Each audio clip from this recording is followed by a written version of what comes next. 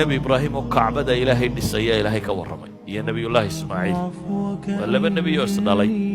شقضي وضعنا ومحي وين كعبة نساه وإذ يرفع إبراهيم القواعد من البيت وإسماعيل ربنا تقبل منا إنك أنت السميع العليم ربنا واجعلنا مسلمين لك ومن ذريتنا وحيليه وإلهي كورميا waxaad dadka uga warantaaba ilaahay leeyahay markuu nabi ibraahim qawaacid saaski guriga baytullaahi alxaraamka saaskiisii markuu dhisayay isaga nabi ismaaciil isagoo dhisaya ilaahay kacbadiisii buu wuxuu hadana leeyahay rabbana taqabbal minna ilaahu naga aqbal idan hatta haddaad masaajid dhisto ilaahay barina laka aqbal